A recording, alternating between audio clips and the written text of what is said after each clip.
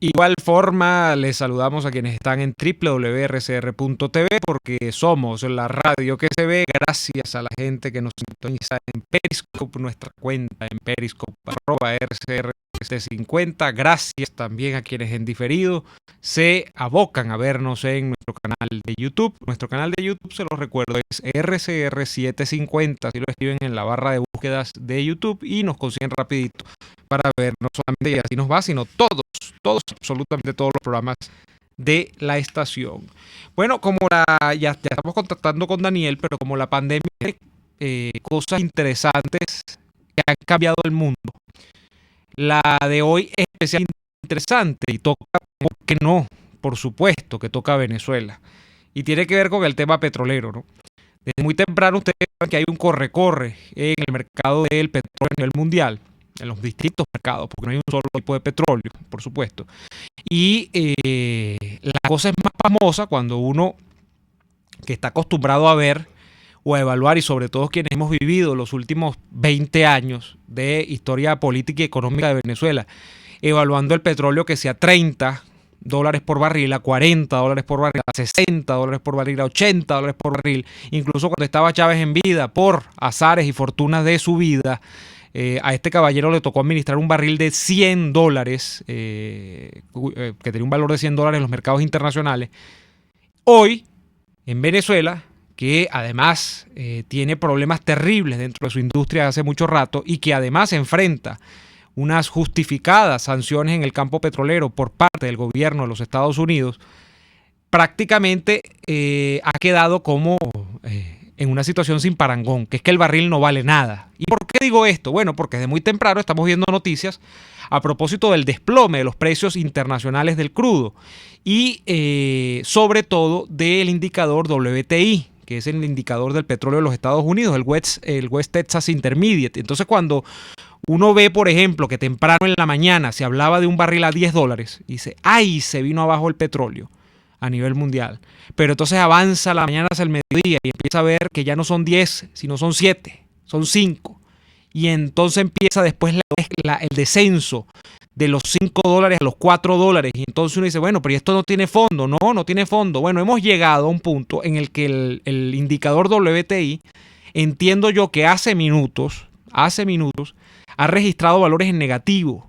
Estamos hablando de, yo supongo que son valores teóricos, pero por supuesto que son valores de mercado, donde prácticamente si usted le dice, mira, el barril de petróleo vale menos $1, es decir, el que compra o el que se supone va a comprar ese barril de petróleo, usted tiene que pagarle porque le compre. Es una cosa insólita, ¿no? Eso no, yo no estoy haciendo el análisis económico de eso, sino el análisis desde el punto de vista del significado.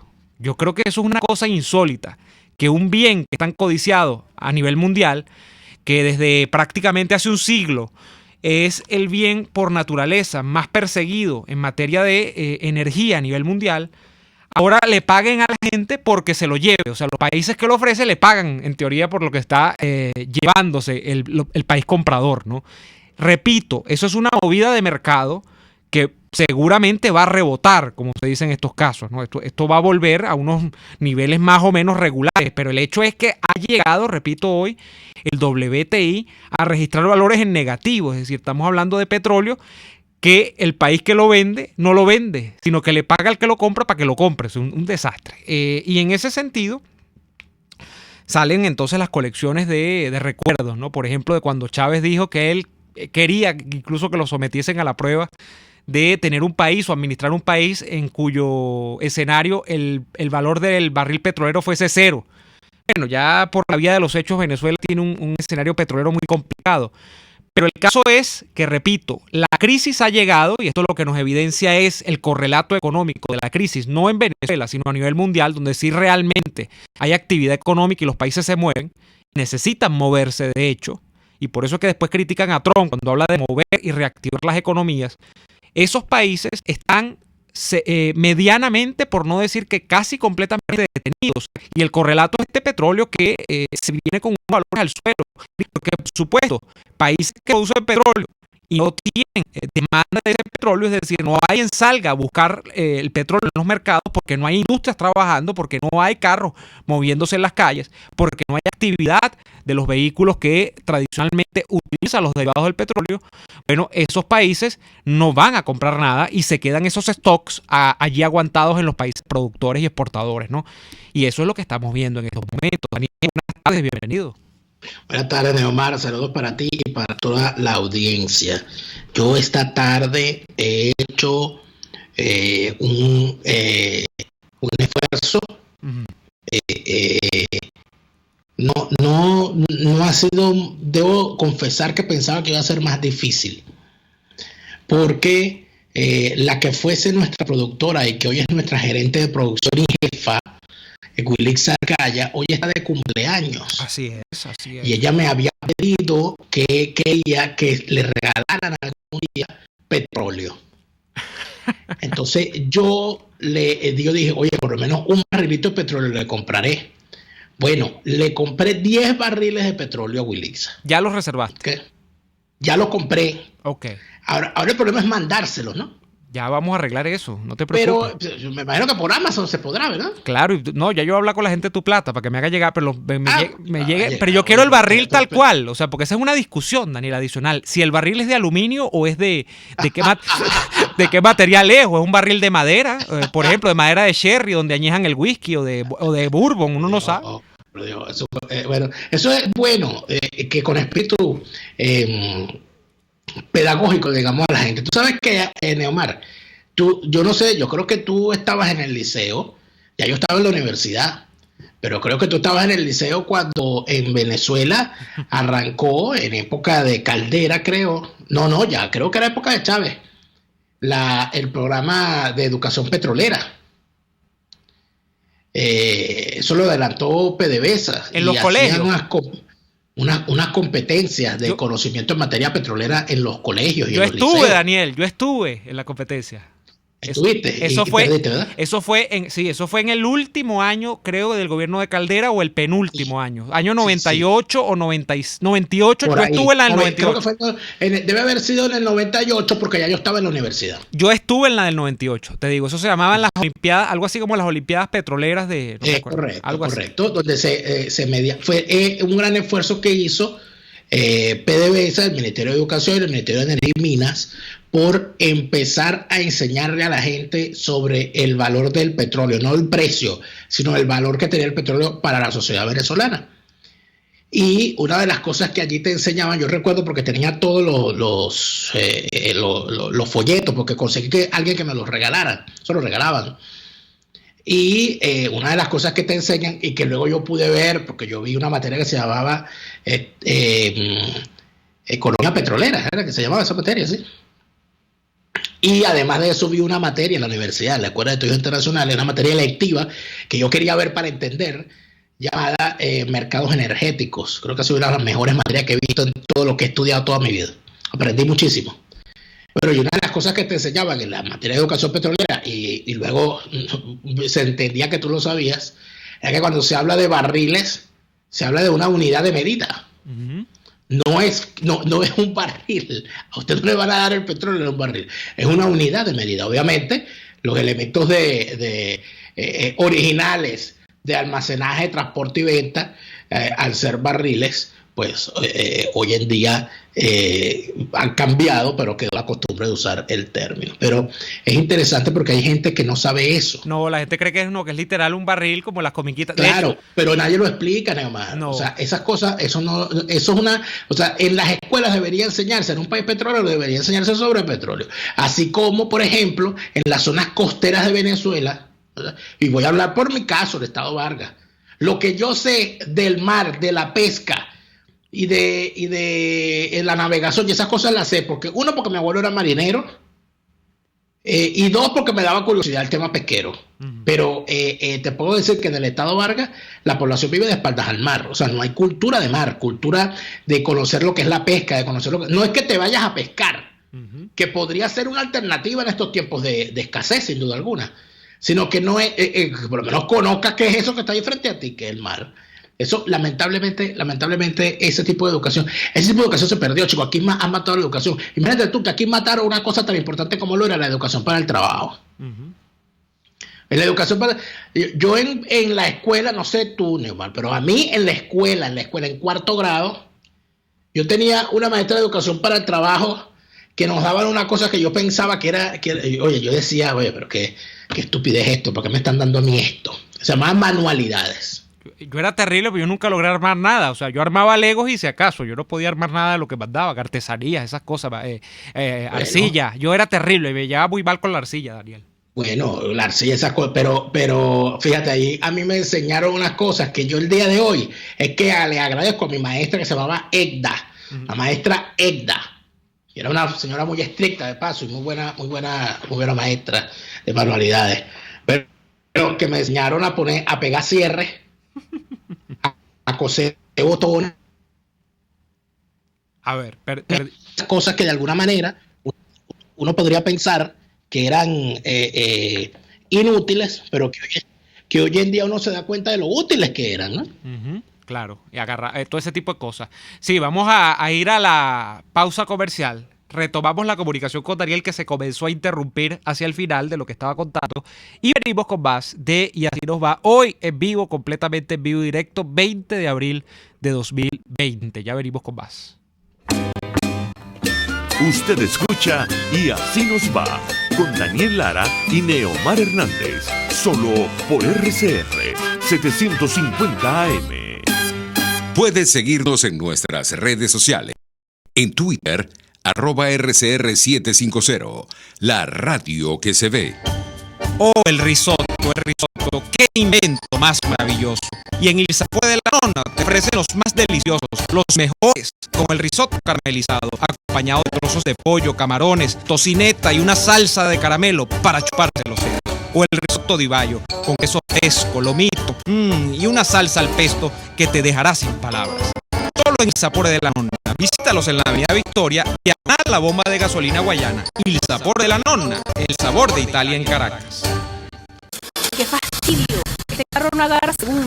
Otra vez la bendita caja fallando. Te tengo la solución. En Tecnología Automática 0502 son especialistas en transmisiones automáticas. Los mejores en Hyundai y Kia, Chevrolet, Ford y Volkswagen. Cero improvisaciones. En Tecnología Automática 0502 realizan un trabajo impecable con 7 meses de garantía. Visítalos en la zona industrial de Lebrún o contáctalos a través del 0212-256-6070. Tecnología Automática 0502, los especialistas en cajas. Porque las oportunidades se dan una sola vez, ni lo pienses. Ávila Gallery está rematando todas sus obras con precios de locura. Pinturas, esculturas, artesanías y mucho más. Llámanos 0414-127-4060. Estamos en el lobby del Hotel Ávila de San Bernardino y en Instagram @Ávila Gallery 1 en número. Recuerda, 0414-127-4060. Ávila Gallery. Ávila Gallery. Tu centro de arte moderno.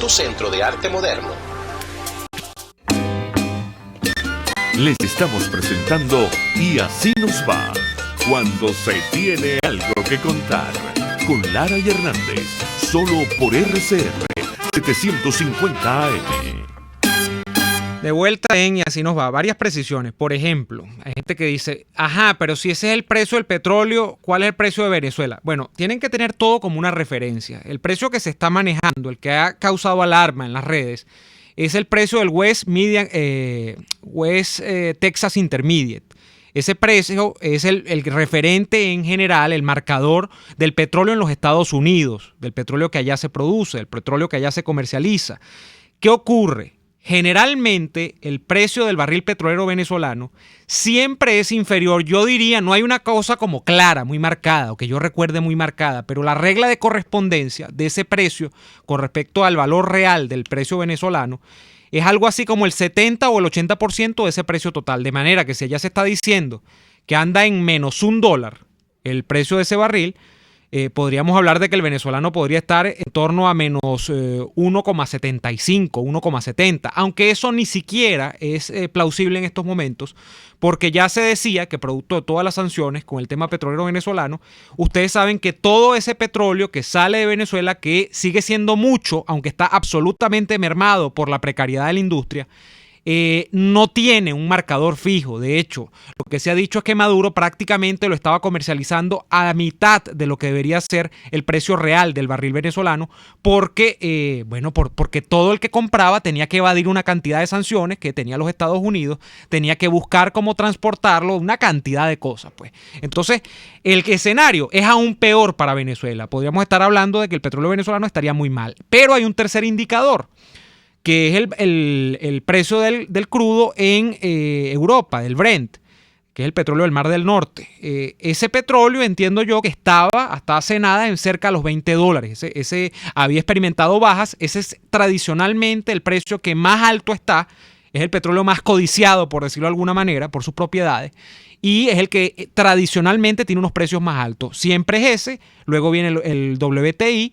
Y detrás hay muchos tipos, ¿no? Pero el nuestro está detrás, además por el tipo que ustedes saben que se produce acá, pesado, extra pesado, que hay que hacer una cantidad de procesos de refinación, una cantidad de cosas. Yo quiero volver sobre esto, Daniel, de las Olimpiadas de Matemática. Hay muchos temas que hablar, pero quiero cerrar el tema del petróleo con esto yo no recordaba eso de las Olimpiadas, Daniel, de Matemática. Yo te voy a echar el cuento particular mío, lo que yo tengo de esa vivencia.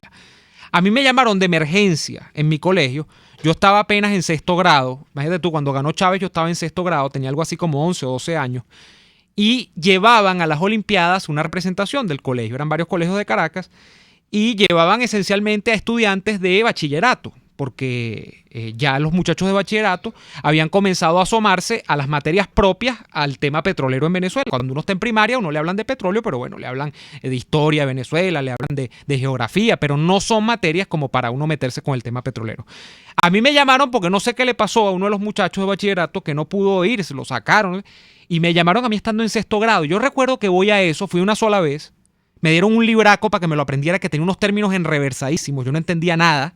Yo hace un muchacho de sexto grado aprendiendo temas petroleros, que si el problema del gas, el problema de los API, todo eso estaba allí. O sea, dime tú, que un muchacho de sexto grado hablando de eso. Y recuerdo que el tema era, Daniel, cuando uno iba allá, el tema a exponer, el tema a estudiar, era la famosa orimulsión. ¿Tú te acuerdas de eso? Que eso iba a ser la solución de Venezuela. Yo no sé si eso era una corriente incluso latinoamericana o mundial de los países productores de petróleo, pero era el tema de que la política era de ir hacia la orimulsión, que Chávez lo tuvo los primeros. Venezuela, claro. Era la salvación. Yo no sé qué pasó después con la orimulsión, si es que las tales propiedades pero yo no sé si es que eso se implementó en alguna parte del planeta o es que nosotros. Lo que pasa es que el tema de la orimulsión surge en Venezuela como una propuesta hecha en el seno de, si no recuerdo mal, esta empresa filial de PDVSA llamada Intevep, porque PDVSA tenía una empresa que se encargaban de la investigación. Y entiendo que tanto Intevep, y no estoy seguro siempre que ven, se llegó a la conclusión de que era posible la utilización de los petróleos extra pesados venezolanos, que son la mayoría de lo que se encuentran en por ejemplo, en la plataforma, en la faja del Orinoco. Pero el asunto era que ese petróleo, por la densidad que tenía, era muy difícil extraerlo, porque no es un petróleo líquido, sino que es prácticamente, unas piedras, unos chicles, que era imposible sacarlo de allí. ¿Qué pasó? Que intentando buscar una tecnología que permitiera la extracción y la refinación de ese petróleo, se consiguió realizar o elaborar una emulsión de petróleo, que resultó ser la orimulsión. Para eso, PDVSA inclusive creó una empresa llamada Bitúmenes del Orinoco, Vitor. Y dicha empresa se supone que iba a empezar a procesar la orimulsión como un sustituto para las plantas de calefacción en base a carbón y en base a diésel. Inclusive se ganaron demandas internacionales que intentaban quitarle a la orimulsión su categoría de derivado del petróleo para afectarlo en cuanto a la venta en cuanto a los aranceles, etcétera. Fue una batalla bien interesante lo relacionado al posicionamiento de la orimulsión, el que lamentablemente encontró por su camino nada más y nada menos que a Chávez. Se supone que lo que se buscaba era crear un combustible que sustituyera tanto el carbón como al gasoil, fundamentalmente para la calefacción. E inclusive PDVSA había hecho unos convenios, recuerdo, con la gente de la empresa Mitsubishi, para la elaboración de una especie de instrumento que fuese adicional a las plantas de generación eléctrica con otro tipo de combustible, de que fuese más fácil la sustitución y más fácil vender la orimulsión. Era un reto gigantesco, y era una cosa que cuando a ti te lo explicaban y te daban toda la explicación completa, tú decías, oye, pero que eso va a ser muy bueno para Venezuela, porque es un producto venezolano patentado por Venezuela y va a tener una gran repercusión. Una de las grandes cosas que jugaba en contra de la comercialización de la orimulsión, Neomar, era que Venezuela no lo estaba utilizando en el mercado interno. Es decir, para la generación eléctrica, en las termoeléctricas venezolanas no se estaba utilizando la orimulsión. Y eso de alguna manera se utilizaba como en contra, diciendo, bueno, pero si eso es tan bueno, ¿por qué no lo usan ustedes? Y en realidad el basamento que decían y esgrimían en aquel momento era que era un producto de exportación y que era muchísimo más rentable utilizar internamente, que podía, como había suficiente gasoil en Venezuela, podía seguirse utilizando el gasoil y vender la orimulsión como una alternativa frente a su competidor más fuerte, que era el carbón. Y recuerden que el carbón es altamente contaminante y estaba ya siendo objeto de grandes reclamos, sobre todo aquí en Europa, por su uso. Y la orimulsión venía entonces como anillo al dedo frente a eso. Lo que yo supe de esto es que eso lo terminaron negociando con los chinos. Bueno, aquí, de hecho, nuestra inteligente audiencia nos dice por acá, tenía el mensaje sobre el cuento aquí está, dicen, el catalizador que tanto costó desarrollar en el Libia para lidiar con el petróleo extra pesado y crear la orimulsión, los genios de la revolución le dieron la patente a los chinos, y hasta ahí llegó el tema de la orimulsión.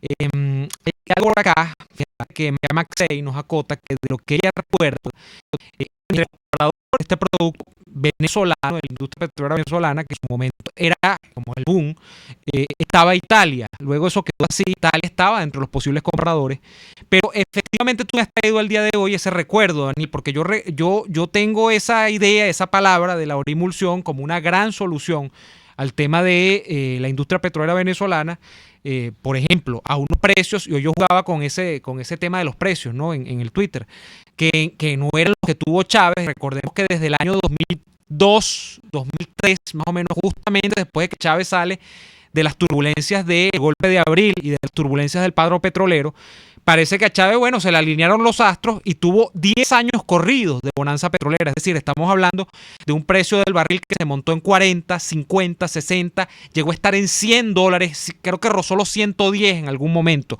Estamos hablando de una catajarra de plata, para no ponernos aquí a echar ni la hoja de Excel ni el cuaderno con lápiz y las líneas, ¿no? Y las columnas, pero estamos hablando de muchísimo dinero.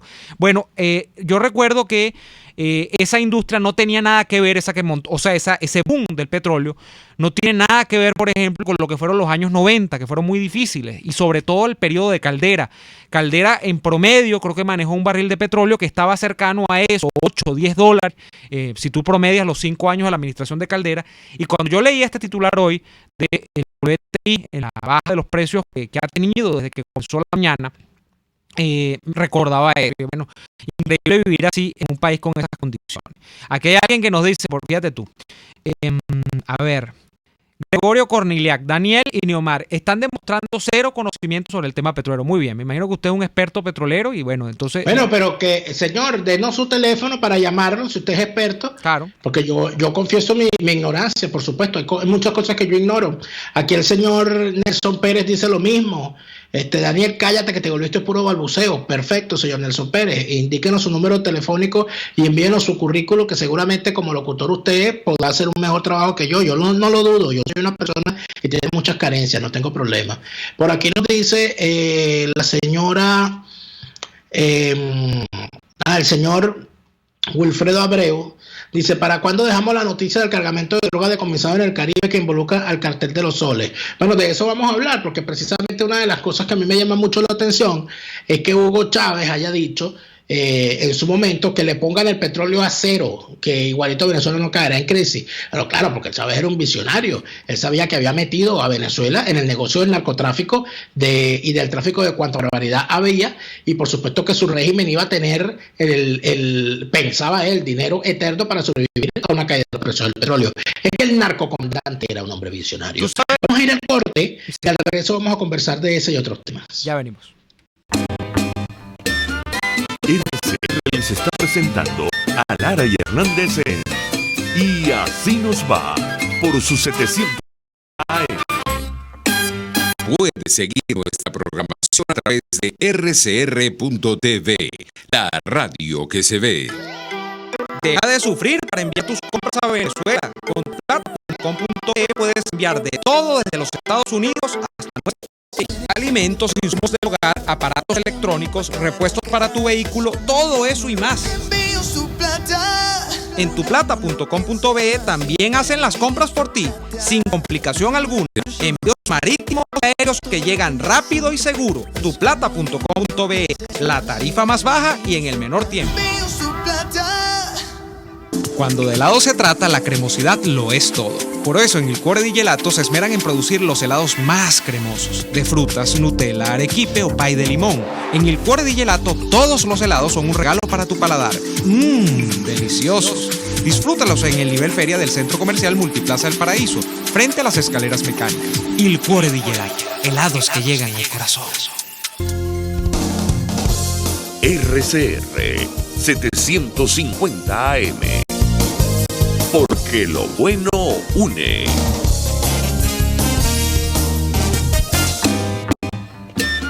Estamos escuchando Y Así Nos Va con Lara y Hernández por RCR 750 AM.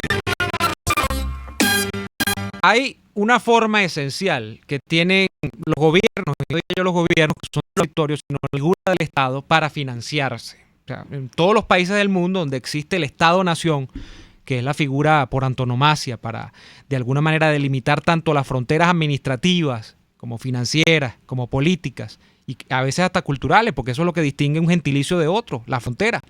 Ese Estado-Nación se financia generalmente los países sanos de los impuestos que pagan los ciudadanos. En Venezuela, el Estado, desde que ese Estado, o sea, este Estado moderno constituido así, después de que llegó un señor llamado Juan Vicente Gómez al país, a la presidencia vía dictadura de este país, ese Estado se ha financiado tradicionalmente a través de un elemento llamado petróleo. De hecho, Venezuela, en virtud de la importancia que tiene el petróleo en la administración del Estado, puede ser calificada perfectamente como un petroestado. De manera que en Venezuela usted puede parar casi cualquier cosa, pero no puede parar, o no podría en la visión clásica parar, el tema de la industria petrolera porque colapsaría el Estado como tal. Yo dije hace algunas semanas, Daniel, que con las sanciones petroleras que había implementado los Estados Unidos de América, y fíjate tú ahora como no solamente con las sanciones, sino con la baja que se ha dado por el exceso de inventarios, por la escasez de demanda dentro del mercado petrolero mundial,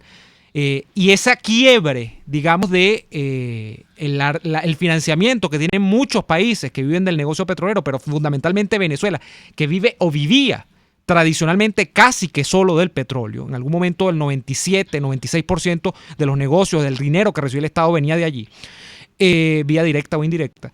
Yo dije, Daniel, que a mí me iba a parecer muy curioso cuando llegásemos nosotros a un punto muerto en el que no hubiese manera de justificar el sostenimiento del Estado porque las sanciones llegasen a un punto en el que no recibía Venezuela ningún ingreso petrolero, es decir, no recibía nada por concepto de renta petrolera.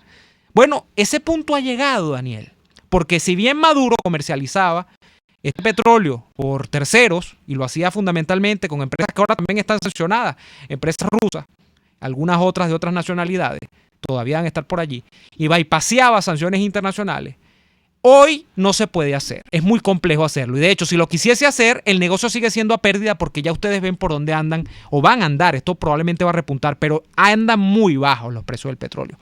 ¿Cómo se explica que el régimen de Maduro siga teniendo un circuito de financiamiento a estas alturas? en un país que no produce más nada, en un país que no exporta nada, en un país que no tiene sino riquezas minerales que uno no sabe ni cómo se trabajan, como el arco minero, como otros minerales, como el coltán que están allí, como el oro, como los diamantes, pero que literalmente no es una economía productiva. Y aquí caemos al tema delicado por demás, sobre el que hay que tener también mucha pinza, porque a la gente se le va la mano y entonces empiezan, no, que sí, que el primo, que el cuñado, que este estaferro, sobre el tema de Venezuela y el Estado venezolano, componente del Estado venezolano, presuntamente implicados en temas de narcotráfico. La última noticia, entiendo, que implica a una detención de un cargamento de cocaína en una isla del Caribe, creo que era Aruba o Curazao, 3 toneladas. Entonces, ¿qué ha salido a relucir en la prensa internacional? Que una de las personas detenidas parece que es del círculo cercano al gobernador del estado Carabobo, Rafael Lacaba. Ya luego de eso, entonces, todo el fin de semana, un corredero de rumores para acá y para allá, que si una especie de estado de toque de queda en el estado Falcón, donde parece que está otro de la pandilla, que si el primo, que si el cuñado, uno no sabe. Pero el hecho es que es muy curioso, Daniel, y yo me quedo es con esto, y no con decir que uno es primo o es cuñado, sino que lo curioso es que Venezuela como país, su gobierno actualmente, que es el gobierno de Maduro, porque Guaidó no gobierna Venezuela, es mentira. El gobierno de Maduro no tiene cómo justificar un circuito de financiamiento donde la actividad petrolera está en el piso, bien por lo que ha ocurrido en Venezuela y bien por lo que está ocurriendo en los mercados internacionales, bien por las sanciones. No hay cómo justificarlo, pero allí sigue llegando dinero. Entonces, ¿cómo sospechoso eso, no? Bueno, podría ser sospechoso y podrían ser sospechosas muchas cosas. Pero hay algunos asuntos que quizás sea bueno traer a colación para que la gente y ciertos ciudadanos reorienten sus exigencias hacia donde deberían. Por ejemplo, hay muchísima gente aquí en las redes sociales y en nuestro chat en YouTube diciendo, bueno, ¿y cuándo van a hablar un tema del narcotráfico, del tema del narcotráfico en Carabobo, del tema del narcotráfico en Falcón? ¿Por qué ustedes no han dicho nada? ¿Por qué? Yo digo lo siguiente. Yo en su momento bastante que he denunciado el tema de lo que sé, que es el tema de cómo el narcotráfico se apoderó de las instancias de gobierno en el estado Vargas. Porque vivía allí, porque hice política allí y porque era una cosa lo suficientemente grosera como para darse cuenta. De la misma manera, distintas personas han indicado el avance que tuvo el tema del narcotráfico en estados como Sucre, que prácticamente es un estado que está perdido. Sucre es prácticamente territorio del narcotráfico y de la mafia. San Juan de las Galdonas, esos pueblos que uno ve, una cosa paradisíaca, San Juan de las Galdonas, Río Caribe, Puerto Santo, ya están hablando, se está hablando prácticamente de eso como si fuese un territorio prácticamente perdido. Está más perdido que el Esequibo. Con eso les digo todo. Porque el Esequibo todavía hay que todavía se reivindica y se dice que son en reclamación. Bueno, en el estado Sucre no hay nada que diga, el estado Sucre es nuestro. Para que tengas una idea. En el caso del estado Falcón, en el caso del estado Zulia, en el caso del estado Táchira, en el caso de la isla de Margarita y en el caso de buena parte de las islas del Caribe, pertenecientes a la Venezuela, es más o menos lo mismo. Pero lo que yo le pregunto a la gente, ¿por qué usted le exige a medios de comunicación que están haciendo su trabajo en Venezuela en condiciones hostiles y exponiéndose a todo lo que uno se expone? Y no nos vengan a echar cuento de a qué se expone uno haciendo periodismo en Venezuela, porque bastante que le podemos echar cuento aquí a más de uno.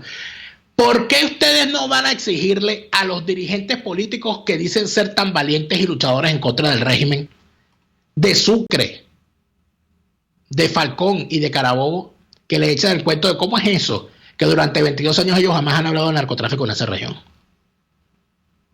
Del estado Falcón tienen que hablar los que han sido diputados y candidatos a cuanta cosa valga en el estado Falcón.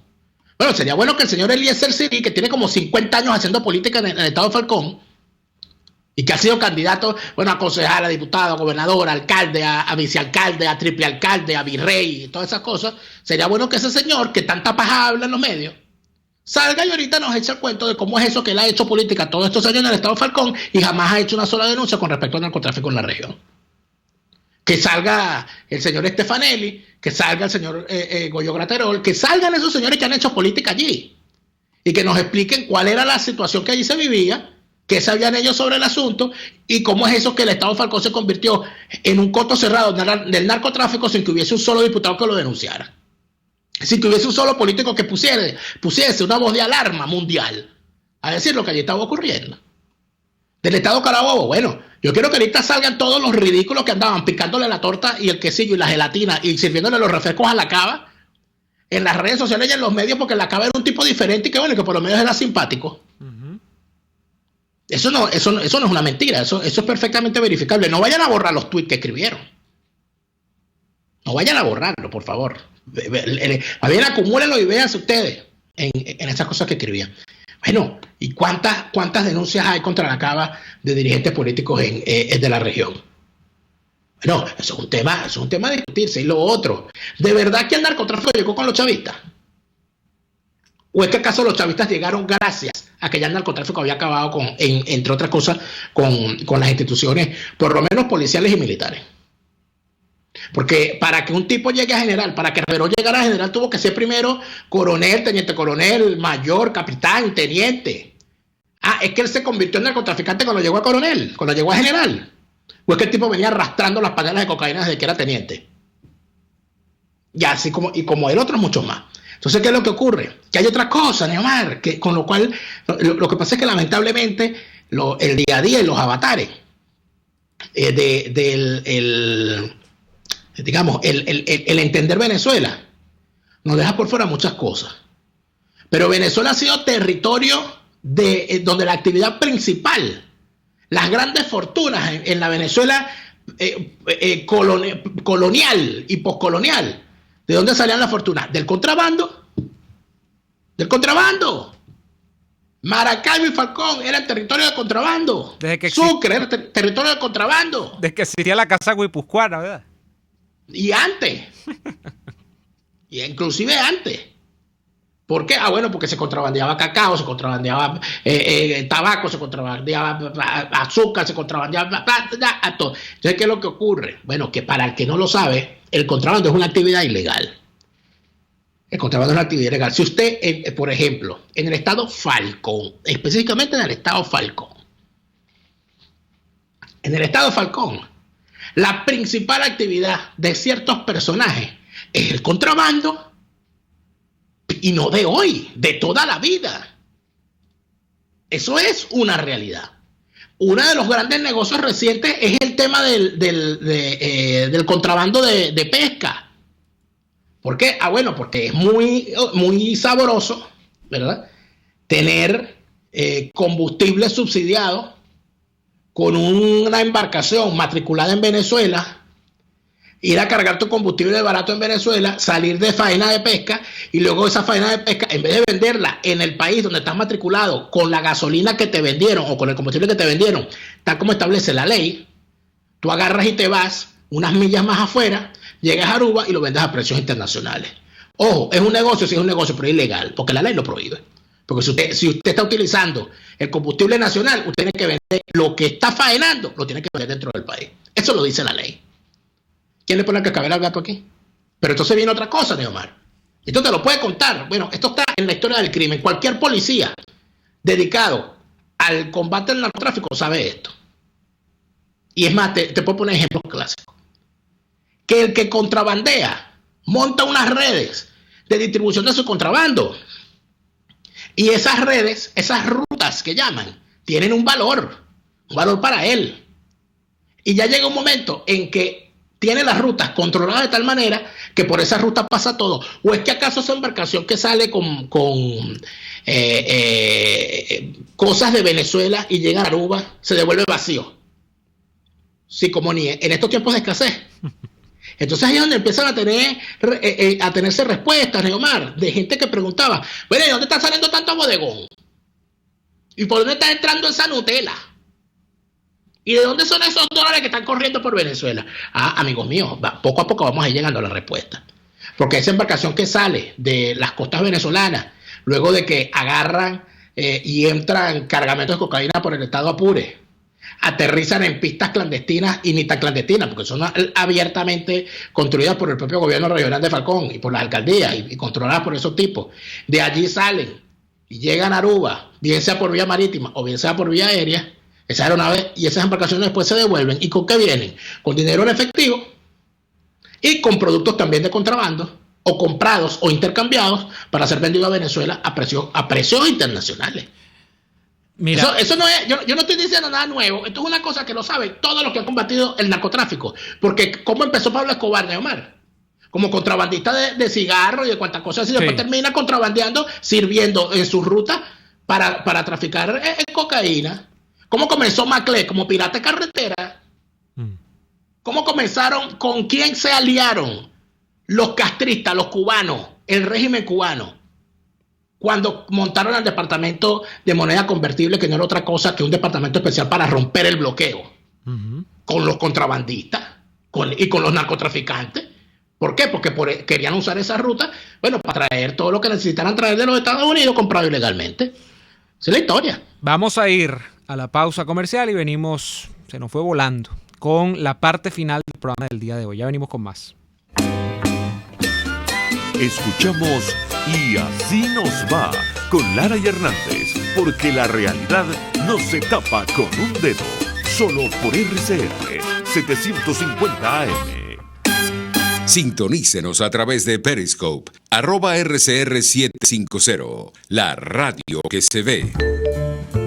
Antes de un buen almuerzo es indispensable una buena entrada, y en Il Sapore de la Nonna te ofrecen las mejores, como la deliciosa ensalada César, tradicional con tiras de pollo o con camarones, la rica ensalada capresa con rodajas de tomate fresco, queso de búfala y salsa al pesto, o las focaccias que crujen de sabor. Una delicia. Todo eso y más consigues en Il Sapore de la Nonna. Visítalos en la Avenida Victoria, diagonal a la bomba de gasolina Guayana. Il Sapore de la Nonna, el sabor de Italia en Caracas. Deja de sufrir para enviar tus compras a Venezuela. Con tuplata.com.be puedes enviar de todo desde los Estados Unidos hasta nuestro país. Alimentos, insumos del hogar, aparatos electrónicos, repuestos para tu vehículo, todo eso y más. En tuplata.com.be también hacen las compras por ti, sin complicación alguna. Envíos marítimos y aéreos que llegan rápido y seguro. Tuplata.com.be, la tarifa más baja y en el menor tiempo. Mira, el carro no anda. Se trancó otra vez la caja. Te tengo la solución. En Tecnología Automática 0502 son especialistas en transmisiones automáticas, los mejores en Toyota y Mazda, y especializados en marcas Seat, Skoda y Audi. Cero improvisaciones. En Tecnología Automática 0502 realizan un trabajo impecable con 7 meses de garantía. Visítalos en la zona industrial de Lebrún o contáctalos a través del 0212-256-6070. Tecnología Automática 0502, los especialistas en cajas. Hay sabores de helados que fascinan, obsesionan y enamoran. Sabores como los que consigues en Il Cuore di Gelato. El helado de Amarena combina el más cremoso y delicioso mantecado con la frescura del sabor de las cerezas. Imperdible. Esta y otras delicias las consigues en Il Cuore di Gelato. Disfrútalas en el nivel feria del Centro Comercial Multiplaza del Paraíso, frente a las escaleras mecánicas. Il Cuore di Gelato, helados que llegan al corazón. RCR 750 AM, porque lo bueno une. Les estamos presentando Y Así Nos Va, cuando se tiene algo que contar, con Lara Hernández, solo por RCR 750 AM. Cosas adicionales sobre los impactos de este tema petrolero en Venezuela. Desde el punto de vista teórico, de una narrativa del chavismo, de la narrativa de Maduro, por ejemplo, ¿qué se ve afectado? Desde el punto de vista teórico de la narrativa, el argumento. El tema del petro. El petro, desde que salió, hace años, solo tiene 3 días, hace años, es un gran signo de interrogación. Se dijo desde el primer día que el valor del petro, su valor monetario, su valor de compra, iba a estar determinado o anclado al precio del barril petrolero venezolano en el mercado internacional. Ahorita eso es una incertidumbre. Primero, por todo el esquema que ya les he explicado, que hace difícil poner un barril petrolero venezolano en los mercados internacionales, en todo el esquema de las sanciones.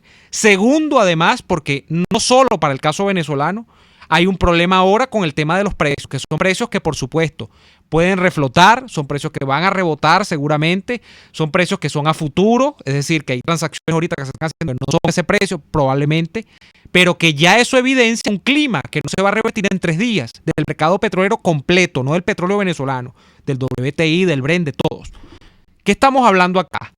Que lo que se va a poner en evidencia en los próximos días con un barril petrolero venezolano que tiene un valor probablemente cercano a eso que se dice, a valores, mira, muy, muy bajos, $2, $3, $5, incluso ahora hasta valores teóricos negativos, donde prácticamente lo que queda es que, bueno, a ti te pagan para que te lleves el petróleo porque hay un excedente en la producción que no puede ser colocado en los mercados porque nadie lo quiere. Bueno, ¿qué ocurre?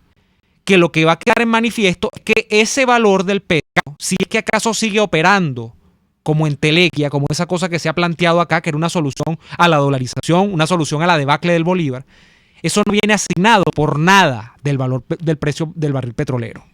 Entonces, eso va a quedar en evidencia, porque hay gente que empieza a preguntarse, bueno, ¿y ahora cómo quedo yo con el petróleo? Yo no sé cuál es el sistema ese, sé que hay un sistema electrónico de unas supuestas billeteras donde usted va guardando unos bonos que paga el régimen allí, que cómo queda eso. Bueno, eso es mire, déjeme explicarle eso en 2 palabras, eso es una mamarrachada, eso no hay manera de explicarlo, eso no tiene relación. Lo que sí le puedo decir es que eso no guarda relación realmente con ningún valor del precio del barril petrolero venezolano en el mundo. Eso no tiene ninguna relación. Pero ¿será verdad que el petro es la única criptomoneda que te la vendía con vaselina incluida?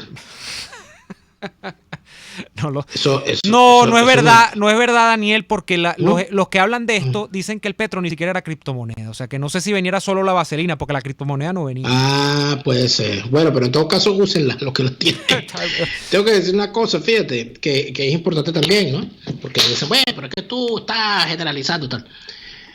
Tengo que decir que una de las personas que ha hecho denuncias, dirigente político que ha hecho denuncias con respecto al tema de la actuación de las mafias en el estado que representa es el diputado Américo de Gracia. Eso es público y notorio y ha pagado las consecuencias en el exilio. Así es. Pero entonces ahora yo me pregunto, ¿por qué diputados del estado Falcón, del estado Táchira, del estado Zulia, del estado Sucre, del estado del Tamacuro, del estado de Nueva Esparta, que están en el exilio, ¿por qué no salen y denuncian las cosas que callaron durante el tiempo que estuvieron en Venezuela si la excusa es que no podían arriesgarse a ser asesinados? Cosa que yo puedo creer tranquilamente. Pero aquí están saliendo cosas a la luz y no hay quien las rebata. ¿Dónde está la cava que tanta paja te habla todos los días con el murciélago ese en el tapaboca? ¿Qué te pasó, la cava? ¿Que el murciélago se te murió? ¿Te mataron el murciélago o qué? Eventualmente... Te clavaron una estaca, en la cava. Sal y defiéndete. Defiéndete. El otro malandrito, el Víctor Clark. El de Falcón. Bueno, que salga y diga si todas esas cosas que se están diciendo son verdad. Porque lo que está saliendo aquí no es agua de rosa. Y aparte de eso, que es otra cosa también. Aquí hay una buena cantidad de gente que va a tener que explicar muchas cosas. Aquí hay gente que va a tener que salir a explicar las fotos que se tomaron. Aquí hay gente que va a tener que explicar el silencio que guardaron con respecto a ciertos temas. Y además de eso, las recomendaciones que hacían. Por ejemplo, los adecos del Estado Carabobo van a tener que decir por qué razón y por qué demonios ellos consideraban que con el señor Amelias se podía tratar, que con el señor Lacaba de alcalde se podía tratar. Ellos son los que van a tener que explicar esas cosas. Todas esas posiciones las van a tener que explicar. Porque aquí de narcocomplacientes ha tenido que estar yendo la política venezolana para que las cosas llegaran hasta este punto. Mira, lo que pasa es que aquí hay un poco de gente haciéndose el loco. Sí, y ¿tú te acuerdas del caso, chico, del compañero Enrique Franceschi, de 27 años, alcalde de 27 años del municipio de Río Caribe, que fue asesinado por haber cometido la imprudencia y la impertinencia de haber ganado las elecciones en el pueblo donde nació, con el apoyo de su gente y haber dicho que era necesario rescatar su municipio y crear una policía para lograrlo? Bueno, duró menos de un año en el cargo antes que lo asesinaran. Sí. ¿Ha escuchado usted a la gente de Acción Democrática recordando el nombre de Enrique Franceschi como una de las víctimas de las mafias en el estado Sucre? No, nadie lo nombra. Ni siquiera los mismos adecos del estado Sucre se atreven a mencionarlo. Entonces, allí es donde están las cosas. Allí es donde están las cosas. Mire cómo se ha perdido el estado Sucre. Ni hablar del Tamacuro. Mucha gente me lo comenta aquí. Nada de él. Bueno, y del Tamacuro. Bueno, es que prácticamente Venezuela es un estado en reclamación completo. Hay que ponerle rayato al país. Rayadito. Increíble. Mira, una nota luctuosa al final del programa. Les hacemos llegar nuestras condolencias a los familiares del profesor Emeterio Gómez, que ha fallecido recientemente, creo que en la mañana del día de hoy, estaba fuera del país, estaba bastante enfermo, pero bueno, ha fallecido en España, creo que en las Islas Canarias. Emeterio Gómez es importante para los que preguntan, porque cuando el liberalismo no estaba de moda, si es que acaso está de moda ahora en Venezuela, ojalá, ya era una persona que viniendo de la izquierda, probablemente, yo no recuerdo si Emeterio creo que venía de la juventud copellana, creo que venía de esa izquierda. Él estuvo, yo entiendo que él estuvo en posiciones sí de izquierda, y luego fue uno de aquellos economistas notables que a finales de los años 90, a mediados de los años 90, empezaron a reconocer los errores que habían cometido y a proponer inclusive que se hicieran cosas distintas con la economía. Esa es una de las cuestiones. Emeterio Gómez fue uno de aquellos economistas que a mitad de los años 90 se dio a la tarea de explicar la economía a la gente, independientemente de cuáles fueran sus posiciones. Tanto él como Pedro Palma, era otro, eran economistas que hacían labor pedagógica, en los medios sobre todo. Sí. Y creo que muchísimos de los que en aquel entonces éramos estudiantes y queríamos saber un poco más de economía, los escuchaban porque de alguna manera nos ayudaba a entender algunas cosas. Y eso creo que está allí. Pero mira, una cosa, Neomar, una pregunta que nos llega para el cierre, para dejarla de reflexión. Si el petro está anclado al dólar, perdón, al petróleo. Al petróleo. ¿No? El petro está anclado al precio del petróleo. Y estos tipos han puesto todos los cobros del Estado en función del petro. Ahora todo es gratis. Entonces las tasas aeroportuarias, los cobros del SAIME, del CENIAT, etcétera, todo eso va a bajar, ¿verdad? La principal, Daniel, vaya todo el mundo a sacar su pasaporte, porque el pasaporte estaba anclado al petro, y el petro, claro, entonces ahora van a regalar los pasaportes. De petróleo, casi que el que lo vende tiene que pagar, entonces cuando usted va a sacar el pasaporte, usted le tienen que pagar por sacar el pasaporte. Cuando usted vaya al SAIME, exija que le den su pago en dólares, porque no va a estar pidiendo bolívares, claro, pida dólares o pida petro, como mira, no hay el petro no te lo puede. Yo no tengo que pagar nada porque aquí esto está anclado al petróleo y el petróleo está a menos 30. Claro. Así que dame mi pasaporte y dame es $90. Exacto, muy bien el razonamiento. Ahí está, mira qué importante. Nos vamos por hoy, gracias por estar allí, hasta mañana. Por hoy termina Y Así Nos Va. Síganos en Twitter en @YASÍNOSVA, @DeLaraF y @NeoAdolfo. RCR 750 AM. RCR presentó Y Así Nos Va, una producción nacional independiente de Neomar Hernández.